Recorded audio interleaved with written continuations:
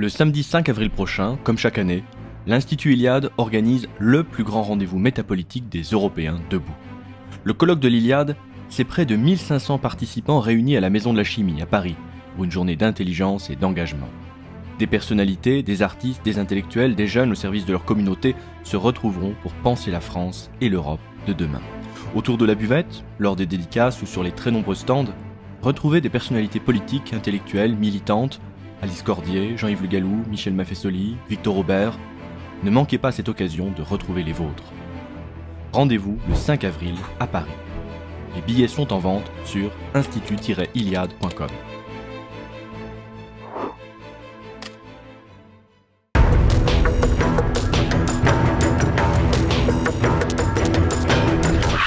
Il est le président de l'OJIM, l'Observatoire du journalisme, et bien sûr sur TVL, l'animateur de l'émission Portrait piquant que l'on retrouve sur YouTube ou alors à la fin de l'émission Immédiat, l'actualité médiatique proposée par Floriane Janin et Jean-Yves Le Gallou, c'est tous les jeudis sur TVL. Bonjour Claude Cholet. Bonjour monsieur. Eh bien la première question que je vais vous poser, elle est simple. En quoi les premières actions de Donald Trump ou de J.D. Vance ou de Elon Musk peuvent renforcer la liberté d'expression, alors bien sûr aux États-Unis et peut-être au-delà? Alors, j'ai relu ce matin même le discours de Vance, le 14 février à Munich. Alors, ce qui est assez intéressant, c'est je crois que c'est en 1972, à Munich, a été définie la charte du journalisme. Une charte qui est malmenée tous les jours. Alors je ne sais pas si c'est une coïncidence ou pas, en tout cas le rapprochement des deux faits est intéressant. Alors je crois que ce discours marque un changement de paradigme, mais vraiment un changement de paradigme. En simplifiant, tout ce qui venait des États-Unis en Europe, jusqu'ici, c'était quand même plus ou moins pas très bon, voire carrément mauvais. La mode LGBTQIA+, etc., le wokisme, l'intolérance dans les universités, et bien sûr, les Européens, la mauvaise monnaie chassant la bonne, suivaient tout ce qui venait de mal des États-Unis. Et là, tout d'un coup, ça change. Les États-Unis sont et demeurent la première puissance du monde. Sur le plan politique, sur le plan économique et sur le plan militaire et aussi sur le plan du soft power. Ça, n'oublions pas le quatrième pouvoir. Et ce pouvoir qui, en gros, était négatif, qui était pour la censure, qui était pour on va dire, un certain progressisme mou, un consensus de progressistes mous, il change du tout au tout. Il vient voir les Européens d'une manière, je dirais, amicale. Ce discours est amical, et en disant, nous, Américains, et vous, les Européens, nous avons les mêmes valeurs, ou du moins nous avions les mêmes valeurs. Peut-être pas en totalité, mais en tout cas, il y a un socle commun. Et ce socle commun, il porte un seul mot, c'est la liberté. Ou plus exactement, les libertés. Liberté d'association, liberté d'expression, liberté d'opinion, liberté de rassemblement, liberté économique également. Et il dit, vous avez oublié ce socle. Et nous pensons nous, Américains, nous, Trump, Vance, Elon Musk et leur entourage, pensons que nous devons revenir à la liberté d'expression. Et il donne un certain nombre d'exemples qui vont d'ailleurs au-delà de la liberté d'expression. Il donne par exemple l'exemple de la censure qui a eu lieu en Roumanie devant l'élection où un candidat patriote a été invalidé par une cour constitutionnelle sur des motifs qui sont des motifs baroques et des motifs inventés. Et je crois que nous n'avons pas encore tout à fait saisi jusqu'où ira cette vague dans le sens de la liberté d'expression. Alors, bien entendu, il y a ceux qui sont pour la liberté d'expression et il y a ceux qui veulent servir de digue contre la liberté d'expression, au premier rang l'Union européenne. Car je crois que les caciques ou les mentors ou les responsables de l'Union européenne ont entendu ce discours et ont été positivement épouvantés. Je crois vraiment épouvantés, sans doute sincèrement épouvantés. Je me dis, mais qu'est-ce qui va se passer si maintenant les gens peuvent dire ce qu'ils veulent? Mais peut-être qu'ils ne vont pas être d'accord avec nous. Claude Cholet, depuis le rachat de Twitter, par exemple, de X, Elon Musk a réduit la censure des contenus, rétabli des comptes bannis, en tout premier lieu d'ailleurs celui de Donald Trump. Mais lui, il défend une approche qui est la liberté d'expression, mais la liberté d'expression totale. Ça peut aller jusqu'à limiter les restrictions de ce qui est illégal. Alors, moi je ne crois pas à la liberté absolue. Ça n'existe pas, il y a toujours des contraintes, il y a des garde-fous, et au fond, je crois que c'est une question de bon sens. C'est pas parce que vous avez un souci de clôture avec votre voisin que vous allez l'accuser dans les médias d'être pédophile, par exemple, et que vous allez, pourquoi pas, réclamer son emprisonnement, ou pire, qu'il soit agressé physiquement. Donc, il y a des censures normales qui concernent, je dirais, la liberté individuelle. Au-delà de ça, je suis effectivement, comme Elon Musk, pour la plus grande liberté possible. La plus grande liberté possible, ce n'est pas la liberté absolue. Il y a des garde-fous qui vont servir tout simplement à vous protéger vous ou à me protéger moi d'attaques qui sont absolument et qui sont inventées. Les contempteurs de Trump, de Musk, avancent des arguments qui sont souvent péremptoires, mais qui quand même infusent dans les opinions publiques. Je vais vous prendre un exemple, si vous voulez bien. En réduisant la modération des contenus sur X et en limitant l'action des plateformes, ne risque-t-on pas de favoriser la propagation de fausses informations et de discours haineux ? Alors, on va différencier les deux. On va commencer par les fausses informations, on passera au discours haineux ensuite. Des fausses informations, il y en a toujours eu. Et il y en aura. Et j'allais dire, même hélas, il est probable qu'il y en aura de plus en plus, pour une raison très simple, c'est qu'il y a de plus en plus de moyens d'information. Il y a encore 2 générations, vous aviez peut-être 2 chaînes de télévision, 5 radios, et Internet n'existait pas. Maintenant, vous avez, j'allais dire, des centaines de télévisions. Pas du tout. Des milliers de télévisions, si vous prenez en plus les web télévisions. Vous avez des milliers de radios. Vous avez des centaines de milliers de sites Internet. Il est bien évident que dans tout ça, il y a des informations qui sont réelles et des informations qui le sont moins. Est-ce que c'est une instance suprême, d'ailleurs je ne vois pas quelle pourrait être, et je vois pas par qui elle serait composée, où elle se situerait, qui doit dire, attention, j'appuie sur un bouton, ça c'est vrai, ça c'est juste. Hein. Alors les décodeurs du monde ont essayé. Ça a été un flop considérable. Facebook a essayé, je crois qu'ils en sont revenus maintenant, ils avaient fait un conseil mondial de la véracité de l'information. C'est-à-dire que si par exemple vous avez un post sur Facebook qui était interdit, ou votre compte était interdit, vous pouviez remonter jusqu'à ce conseil mondial, formé d'une vingtaine de personnalités, qui allaient dire oui ou non, ça c'est juste et ça ce n'est pas juste. Je crois que ça marche pas, parce que c'est tout à fait impossible, et heureusement que c'est impossible à organiser, sinon on vivrait dans une dictature mondiale. Je crois que s'il y a des gens qui disent que la Terre est plate, ils ont le droit de dire que la Terre est plate. Ils exposent. Bon, et puis après, il y a peut-être quelqu'un qui va expliquer aussi que la Terre n'est pas plate. Et puis je crois que les gens vont quand même se rendre compte que finalement, la Terre, elle est plutôt ronde que plate. En ce qui concerne les discours de haine, bon, c'est un cache-sexe ou un cache-nez. Cache-sexe, je trouve l'expression est plus violente. En réalité, c'est un discours qui vise à délégitimer, à diaboliser un certain nombre de discours. Si vous rencontrez des personnes dans la rue, est-ce que vous êtes pour l'amour ou est-ce que vous êtes pour la haine ? Je suis pour le respect de la dignité humaine. Vous êtes ? Pour le respect de la dignité humaine. Donc vous êtes pour l'amour, et nous sommes tous pour l'amour. Et qui va dire ce qu'est un discours de haine ? Quelle autorité va dire, par exemple, est-ce que dire, par exemple, l'immigration finalement, c'est peut-être pas une si bonne chance que ça pour l'Europe ou pour la France ? Est-ce que c'est un discours de haine ? Vous dire, mais c'est un discours discriminant. D'appel au meurtre. Si d'appel au meurtre, c'est un discours de haine. Non, moi je crois qu'il faut faire très attention. Moi, ça me rappelle Orwell. Hein, c'est la paix, c'est la guerre. La haine, c'est l'amour. Je connais personne, moi, qui est pour la haine. Alors il y a des fous furieux. Bon, les fous furieux, c'est quoi ? 0,01% de la population. Ceux-là, ils s'éliminent d'eux-mêmes. Je suis pour la plus grande liberté d'expression possible, pour la critique éventuellement la plus virulente, pour autant qu'elle ne s'attaque pas aux personnes. Est-ce que vous n'êtes pas un peu candide, Claude Cholet, parce qu'on voit bien aussi que derrière les régulations l'opposition aux régulations sur les réseaux sociaux, on voit bien quand même que le trio américain qu'on évoque peut aussi, au nom de la liberté d'expression, créer on va dire une liberté d'expression à sens unique, favorisant leurs propres intérêts ou leurs propres idées, mais aussi leurs propres intérêts. Ce sont quand même, en ce qui concerne Elon Musk, un entrepreneur. Alors, vêtu de probité candide et de lin blanc, je crois que c'est de Victor Hugo, de mémoire. Il est bien évident que dans l'information, il y a aussi une guerre de l'information et il y a aussi des intérêts derrière. Ça, j'en suis absolument convaincu. Pourquoi croyez-vous que des milliardaires investissent dans les médias? C'est pas pour gagner leur vie.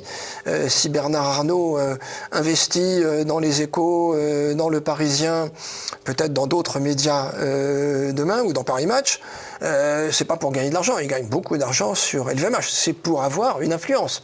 Donc il est certain que Elon Musk défendra aussi naturellement ses intérêts.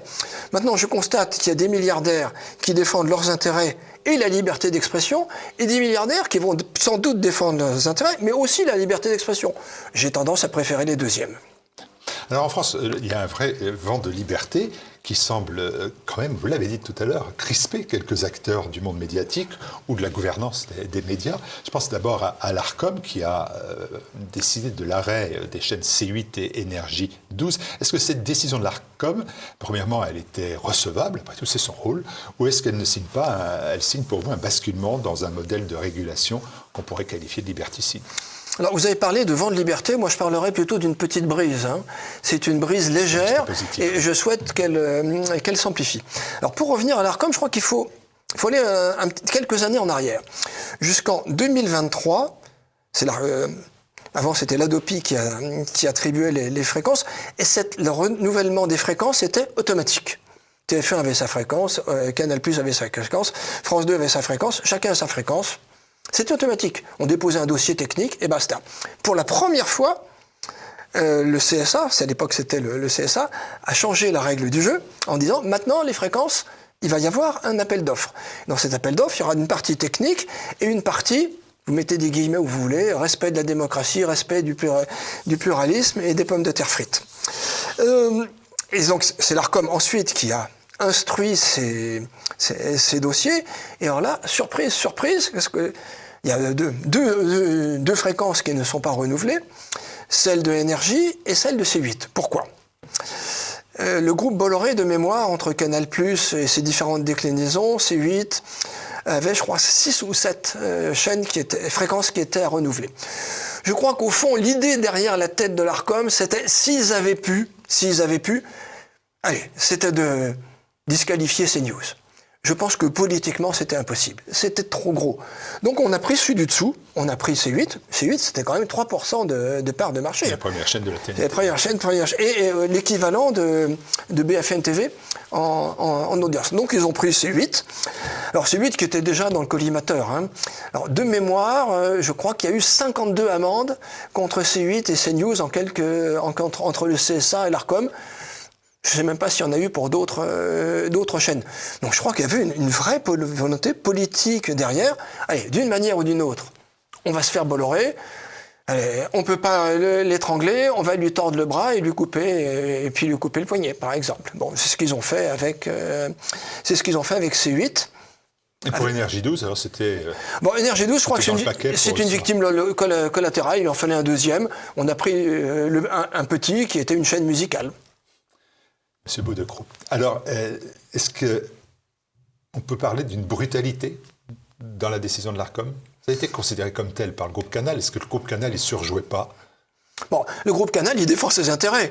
Je sais pas, moi je suis je suis Monsieur Canal+, et puis on me supprime C8 qui fait partie du même groupe, je vais quand même pas être content. Non, je crois c'est normal qu'ils soient mécontents, ils surjouent peut-être un petit peu. Oui, c'est plus que brutal. À mon avis, c'est inique, purement et simplement, c'est inique. C'est ce qu'on a d'un régime autoritaire. Il y a des gens qui disent cela. C'est ce qu'on appelle un déni de justice. Régime autoritaire, je ne sais pas si j'irai jusque-là, mais un régime en tout cas qui fait preuve d'une autorité excessive et indue. Est-ce qu'il faut supprimer l'Arcom? Parce que quand le gendarme se transforme en bourreau... Alors je me suis posé la question, naïvement, vous avez dit que j'étais candide tout à l'heure, je pensais qu'on pouvait réformer l'Arcom. Je crois que l'Arcom c'est impossible à réformer.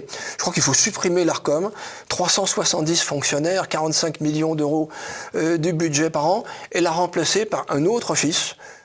Il faut qu'il y ait un régulateur. Je ne suis pas du tout contre la régulation. C'était au sein du Conseil d'État. Il faut qu'il y ait un régulateur avec des membres qui seront définis, choisis de manière différente, pas uniquement par le Sénat, l'Assemblée nationale et le président de la République ou le Conseil d'État, de manière plus démocratique et avec un vrai pluralisme parmi ses représentants. Supprimons l'Arcom, faisons des économies, M. Bayrou en a besoin, et créons une nouvelle autorité de régulation. Alors, nous évoquions les acteurs du monde médiatique. Il faut dans ce cas aussi s'arrêter sur le service public de l'audiovisuel, sur la sellette depuis des années, pour son manque de pluralisme, son coût phénoménal. France Télévisions semble, se bunkériser, si vous me permettez l'expression, s'arc-bouter sur son parti pris idéologique. Est-ce qu'on peut parler vraiment de véritable dérive ? Alors, je ne suis pas certain de voir une dérive, parce que moi, je ne vois pas vraiment de différence entre maintenant et il y a 2 ans ou il y a 5 ans.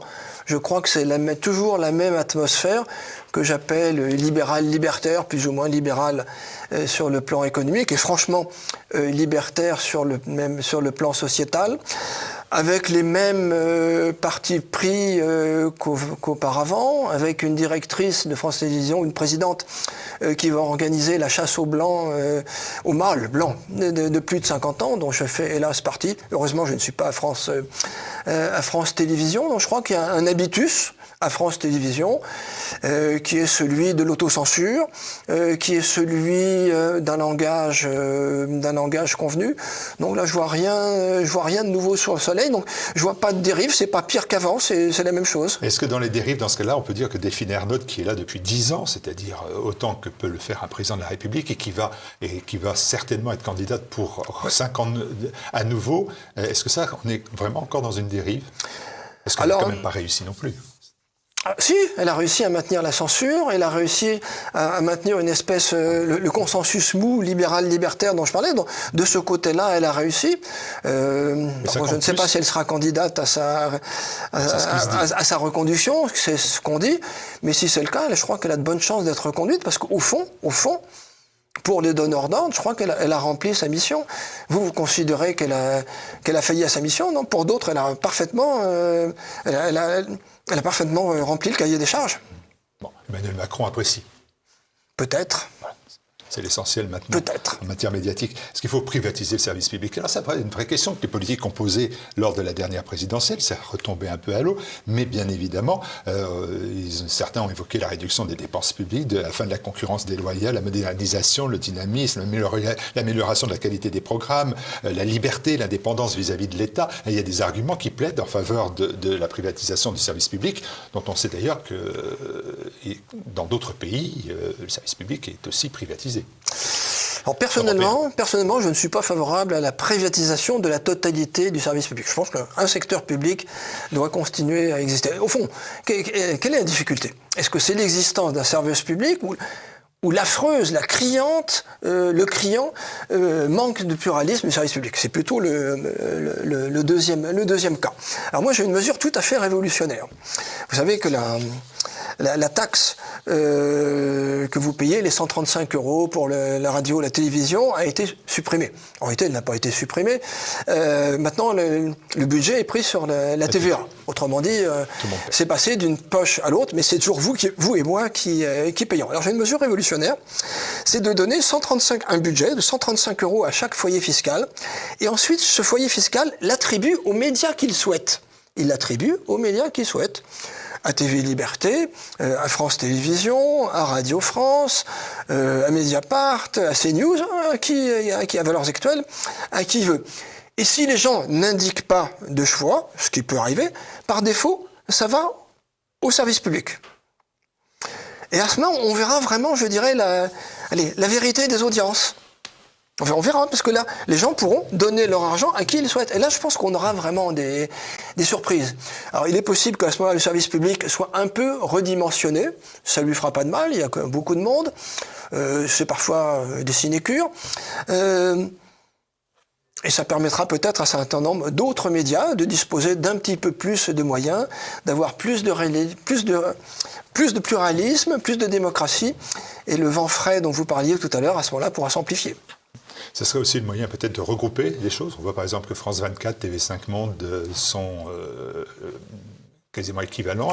Il faudrait y rajouter Euronews. Bon, la même chose pour le Sénat. Il y a sûrement des économies d'échelle à réaliser. Alors c'est très compliqué. C'est 4 milliards quand même. C'est très compliqué dans le service public parce qu'à chaque fois vous avez le problème d'indices, vous avez le problème de statut des fonctionnaires qui ne sont pas les mêmes. Et j'imagine que ce n'est pas simple. Mais effectivement, ça peut donc plaider dans la presse.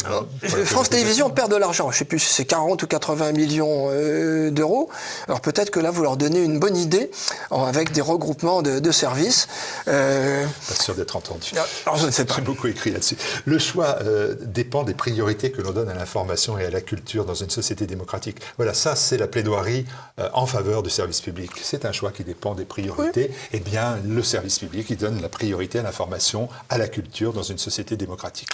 Et donc, c'est précieux. Est-ce que ça, c'est un argument que vous trouvez recevable, puisque vous voulez maintenir une partie du service public ? Oui, je le trouve partiellement, peut-être pas totalement, mais en tout cas partiellement recevable, parce que le secteur privé, qu'est-ce que c'est ? C'est la publicité, c'est tout. Non, donc, non. Alors, vous me direz qu'il y a, il y a de la publicité sur une partie du service public, mais le secteur privé, par définition, n'obéira qu'à la publicité. Enfin, ne sera financé que par la publicité. Donc moi, je pense qu'il faut qu'il y ait un secteur hors publicité qui doit continuer à exister. Si je comprends bien, on garderait une chaîne de télévision, une radio qui serait au service de l'État. Moi, j'écoute France Musique. Pourquoi j'écoute France Musique ? C'est parce que j'aime la musique, mais c'est aussi parce qu'il n'y a pas de publicité. Et je trouve ça bien. Si j'écoutais une radio périphérique, je serais obligé d'écouter la publicité, ce que je ne souhaite pas. Alors, votre proposition me paraît intéressante. Une télévision... une chaîne sans publicité, peut-être 2 radios quand même, une radio culturelle, une radio musicale sans publicité, et puis le reste, peut-être une chaîne culturelle aussi sans publicité du secteur public, et puis tout le reste au secteur privé, avec un équilibre. Je vous invite à aller regarder Culture Box, c'est la chaîne de télévision culturelle de France Télévisions. Je ne sais pas, je vous soupçonne de parti pris dans cette affaire. Je serais édifié. En regardant le travail de l'Observatoire du journalisme, je reviens quand même à votre mission. Ça, c'est vrai, une vraie mission. Vous êtes attribué depuis des années et pendant longtemps seul. J'ai envie de vous dire qu'il y a vraiment une volonté de combat de la médiacratie. Ce terme-là, c'est un terme qui est important parce que si vous me dites oui, je vais vous dire que le terme médiacratie, c'est Jean-Luc Mélenchon qui l'a souvent utilisé, puisque lui critique de manière virulente aussi, comme vous, des rédactions comme BFM. Alors lui, vous, c'est France Inter, lui, c'est CNews. Mais il y a ce même processus de remise en cause. Alors, médiacratie... Parce que Macron, je vous ai des extrêmes. Alors, médiacratie, c'est le nom péjoratif pour le 4e pouvoir. Hein. Le 4e pouvoir, il a toujours existé, même au temps d'Edmund Burke, où Edmund Burke, à l'époque, c'était uniquement la presse écrite. Alors, médiacratie, le terme est peut-être un petit peu excessif. Il y a une relative confiscation, c'est vrai, de l'information. Alors, est-ce que le terme caste est trop fort ou... par des petits groupes qui vivent entre eux, qui pratiquent l'entre-soi. Ça, je crois que c'est une réalité. C'est pas absolu, bien sûr. On peut parler du parti des médias. C'est pas absolu comme. C'est pas absolu. Moi, je ne dis jamais les journalistes. Je dis la majorité des journalistes ou certains journalistes. Alors c'est vrai qu'il y a un habitus libéral, libertaire. Alors cet habitus, il va volontiers taper sur les extrêmes, mais je crois qu'il y a un extrême centre également. Et l'ARCOM, c'est l'extrême centre. Et c'est l'extrême centre liberticide. Tout aussi dangereux, plus dangereux. Et réel. Le monde médiatique est une source inépuisable de portraits plus piquants les uns que les autres. J'ai vu que votre dernière victime est un certain Jean-Michel Descugis, le journaliste qui vient de publier un ouvrage sur Crépol. On lui doit d'avoir annoncé le 11 octobre 2013 l'arrestation de Dupont de Ligonnès, en 2023, pardon, de Dupont de Ligonnès en Écosse. Ouais, c'était trompé. Alors, j'arrête tout de suite le terme victime. Les journalistes dont je parle dans cette émission portraits piquants avec un côté ironique et un côté satirique ne sont pas des victimes en aucune façon. Ce sont des journalistes qui sont dans l'actualité, dont je dresse un portrait en 3 minutes. C'est un exercice difficile. Alors, il se trouve que sur l'Observatoire du journalisme, nous avons fait le portrait, un portrait beaucoup plus long, cette fois-ci un portrait texte de ce monsieur Descugis. Alors lui, c'est un spécialiste. Il est sur Crépol, il vient de publier un bouquin avec 2 autres, un livre sur Crépol, pour indiquer que, bien évidemment, la thèse du racisme anti-français ou du racisme anti-blanc était, bien évidemment, infondée. Alors, voilà les faits. Je n'ai pas lu cet ouvrage dont je ne vais pas préjuger. Par contre, Descugis, c'est un habitué des fake news. C'est vraiment un professionnel. En 2010, je prends juste quelques exemples. Je crois qu'il est toujours au point, c'était déjà au point à l'époque. Il fait un reportage sur l'immigration. Et là, il interviewe, mais assez longuement, une certaine Madame Bintou, qui explique à quel point elle est malheureuse, à quel point toutes ces choses sont difficiles. Et on découvre après que Madame Bintou, qu'il est supposé avoir rencontré, cette Madame Bintou, elle n'existe pas. Elle n'existe pas. En réalité, il avait eu affaire à ce qu'on appelle un fixeur. C'est-à-dire, il y a certaines banlieues, comme en Irak, pour être à l'aise et pour pas avoir de soucis, vous avez besoin d'un fixeur. Quelqu'un qui est un local et qui peut vous guider dans l'endroit où vous allez, qui peut parfois être dangereux pour un journaliste. Mais sauf que ce fixeur, en réalité, il avait inventé Madame Bintou. Alors peut-être que c'était pour gagner 2 sous, ou je ne sais pas. Mais Madame Bintou n'existait pas. Il a recommencé quelques années plus tard, de manière beaucoup plus récente. Alors, je crois que c'est l'affaire de Philippe Koopman, qui a été agressé en avril 2024 par 2 individus. C'était vraiment un guet-apens. Et là, il a transformé la victime en agresseur. Alors, ce qui était formidable, c'est que ce monsieur Descugis a enseigné au CFJ, au Centre français des journalistes. Alors, je ne sais pas ce qu'il peut leur raconter aux étudiants. Alors, peut-être comment fabriquer des fake news. Alors, ce qui est hallucinant, c'est qu'il est toujours journaliste. Et il est toujours au point. Alors, vous m'avez même dit qu'il écrit des livres. Bon. Oui. Et puis donc il avait retrouvé Dupont de Ligonnès en Écosse. Donc on a transféré Dupont de Ligonnès en France jusqu'à ce qu'on s'aperçoive que c'était pas Dupont de Ligonnès. Il est très fort. Pour ceux qui liront le livre, je crois, et maintenant ils peuvent savoir à ce à quoi ils peuvent s'attendre. Si je vous écoute et ce que je fais régulièrement toutes les semaines, vos portraits piquants, ça a vocation à rester encore des années et des années. Vous manquez pas de matière. Non, je dirais hélas, moi j'aimerais bien manquer de matière. Portraits piquants, comment sont-ils choisis ces portraits? Bon, d'une part, on prend les journalistes les plus connus. Il y a 34 000 cartes de presse en France, plus au moins 6 000 personnes qui sont journalistes sans carte de presse. Ça en fait 40 000, on ne va pas faire 40 000 portraits piquants. On prend les plus connus, et puis ceux qui sont dans l'actualité. Tiens, avec M. Descugis, vous me donnez une idée. Il n'a pas son portrait piquant. Peut-être que il pourrait être un excellent candidat. L'impression. Ça va être difficile en 3 minutes, par contre, de raconter ces fake news. Bon. Je vais faire mon possible. Allez, on retrouve le gym. Comment on peut retrouver le gym, d'ailleurs? Parce qu'une fois que j'ai évoqué cela, où est-ce qu'on peut trouver le travail de le gym? Alors, je préfère Observatoire du journalisme au gym, puisque ça définit un peu mieux. Oui. Le gym, c'est un acronyme, Observatoire du journalisme. Alors, c'est assez facile. Vous prenez votre ordinateur préféré ou votre téléphone et vous tapez soit Observatoire du journalisme, soit OJIM, O-J-I-M, avec un J comme joie, et vous allez nous trouver. Et la bonne nouvelle, c'est que c'est gratuit.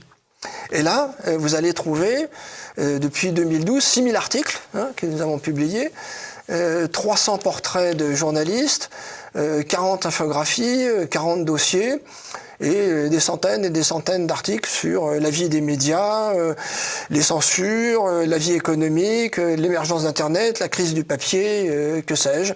Au fond, l'Observatoire du journalisme, c'est une boîte à outils. Si vous vous intéressez aux médias, si vous voulez être informé sur ceux qui vous informent, tac, tac, tac, au gym, et c'est pour vous, et c'est toujours gratuit. Merci Claude Cholet, et on vous retrouve, nous, en ce qui nous concerne, sur TVL, et bien chaque jeudi dans les formats courts sur YouTube, les portraits piquants, ce portrait piquant que l'on retrouve dans l'émission Immédiat. Immédiat, c'est chaque jeudi sur tvl.fr ou sur YouTube. Et puis, je vous indique enfin que souvent on nous dit, mais comment on sait que ces émissions sont programmées, etc. Eh bien, je vous invite à aller sur tvl.fr et à vous inscrire à l'infolettre, à la newsletter, à l'infolettre. Vous recevez tous les jours, bien évidemment, sur par courriel, la liste des émissions, le journal télévisé, les Zooms, les entretiens, les émissions de débat, etc., qui ont lieu sur TVL chaque jour. Merci beaucoup à nouveau, Claude. Merci à vous.